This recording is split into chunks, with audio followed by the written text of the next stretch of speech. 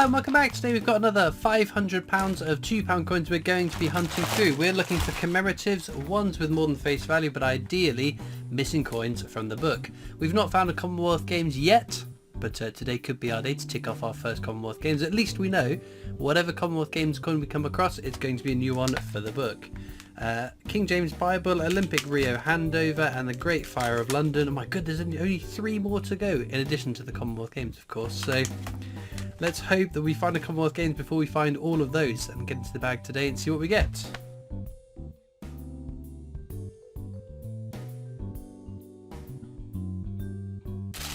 Right then, into bag number 1. What are we going to get? That's Technologies, the standard definitive design used on £2 coins up to 2015. There are some lower minted years, but they're not desirable enough coins that I tend to keep my eyes peeled out for any of them. There's our first commemorative Lord Kitchener. Now, there's something quite exciting you could find if you get a Lord Kitchener. It's the mule error, where they've used 2 different dies to strike this coin. The way to check if you have a Lord Kitchener, it should say £2 at the bottom on the head side, the obverse of the coin. Just like on this one. So this is not the mule error, this is how it should appear in circulation. The mule error, again, is Lord Kitchener and doesn't say £2 at the bottom there. Let's use the head side from another coin for the tail side for the Lord Kitchener commemorative, which would be an amazing find. That is a bucket list find. We don't know how many were made. Obviously they were made in error. Whoops. But yes, I think I know of about 7. Obviously there's more than the ones I know of, but in terms of people I've spoken to or that I know have found them, I know of 7 of them. But yeah, I think actually no, 8, because yeah, so many of you know I work for the Britannia Coin Company. Our sister company, RWB Auctions, they do regular coin auctions, so I'd highly recommend them. They had another Lord Kitchener mule error in a recent auction. There's Brunel's portrait. We have counters tracking our Brunels, along with some other coins, some common, some uncommon. Just so at the end of completing this book we can say, right, how many of these specific coins did we find? But yeah, oh, a couple more there. Marconi's wireless transmission, another common one, and the abolition of the slave trade, again, a fairly common coin. Not ones we need for the book, we've already ticked those off.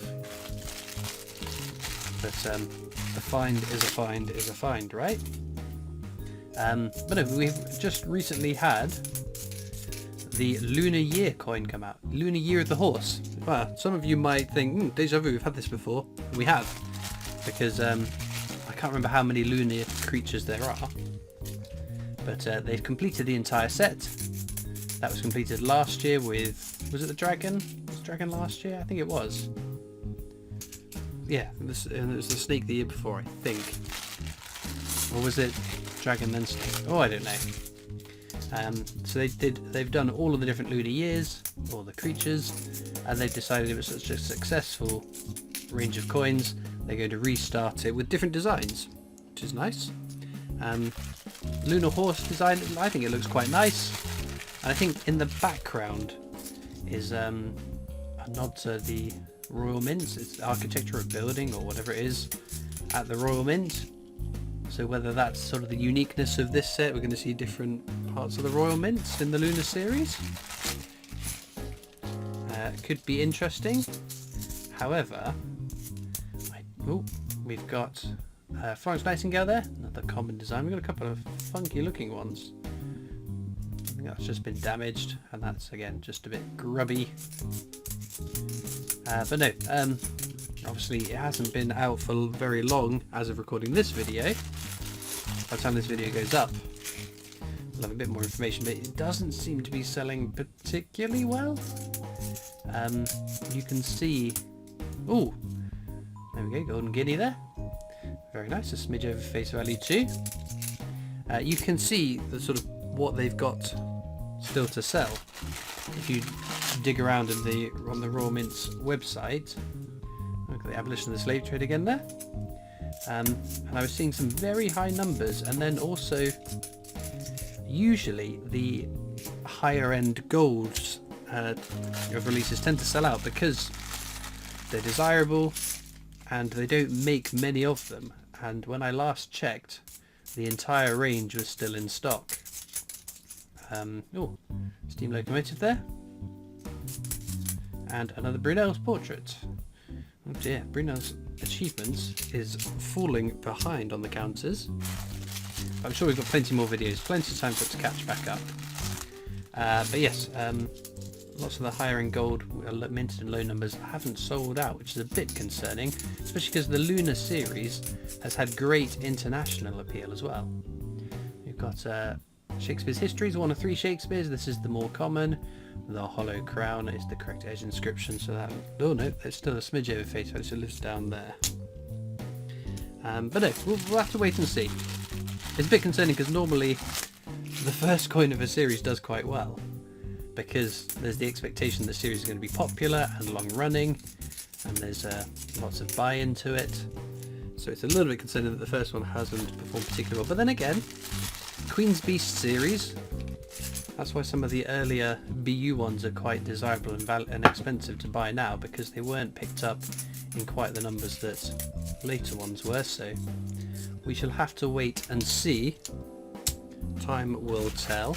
But we had obviously the British Monarch series, which is set I thought had great potential, and that got discontinued part way through. They had, I think it was like a 10-year plan, which is going to finish next year, using iconic portraits of previous monarchs restruck on a modern coin, and the plug got pulled on that. No official reason, but one can only assume they weren't selling well enough to continue minting the rest of the range. So hopefully Lunar Years Part 2 doesn't go the same way. But I think they're nice designs at least. VE Day Anniversary there, very, very common. No rotation error on that. I'll check for some errors during the hunt, but I will at the end of the video check through all the coins for any other errors on the commemoratives we haven't been checking, but also the definitives too.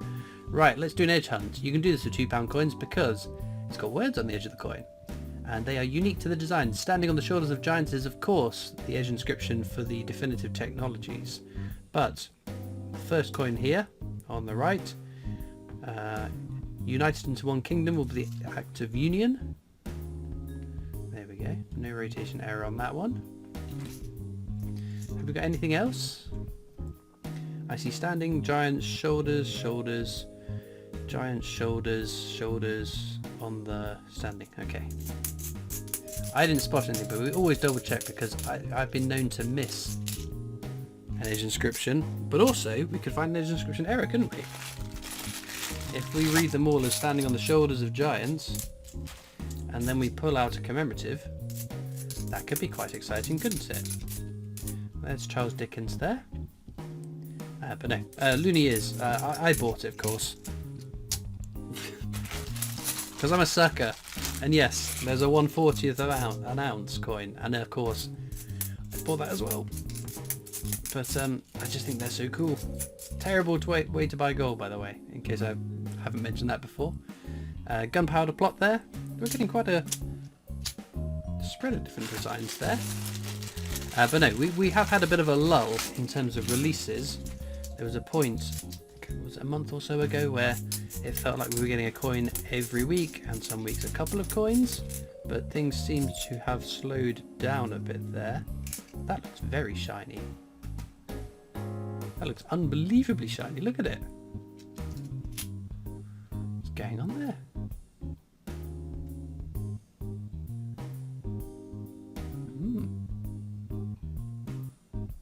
Well, I might just keep that for its... the condition that that's in is very good. Not a proof one, because the proof ones would have a frosted finish on the Queen's portrait. But so maybe it's one that's come from a BU set. It looks much shinier than it should at least, but oh well. We get to keep that one. Because yeah, it's not always the rare and valuable coins that are the ones that I like to keep. I have, as many of you know, my little oddities box, which is filling up to the side. I did a video recently going through all of my oddities that I've added to that box in recent years. I don't know, I can't remember the last time I dug through it. But yeah, that'd be one to go into my oddities box. Right then, last bag of the hunt. We have had a couple of nice finds. Nothing new for the book so far, but we've still got a few more here. There is a link, in the description of this video across to my coin collecting Discord server if you'd like to join me and other coin collectors over on there. There's also links to my other social media channels, the PO box address if you'd like to write into me, and of course a link to the Britannia Coin Company's YouTube channel, the company I work for as my day job, so please do check them out too. I'm just going to whiz through all these coins now to see if there's any exciting errors that I've missed. Unfortunately, no exciting error coins to add to our roster of finds, but we did get a nice range of interesting coins. I do like a golden guinea, but that 2013 Technologies is just, it looks too good to be true, so I'm going to pick that as my star find. Might have come out of a Brilliant Uncirculated pack, and someone has spent it for one reason or another, but no, I think it's a pretty cool coin. But as ever, let me know in the comments what you thought of what I found and what you've been finding. If you found some exciting £2 coins, then share with us all. Let us know what you've been finding too. All it leads me to now though is thank you so much for watching. I hope you've enjoyed, and I'll see you next time for more coins. Bye.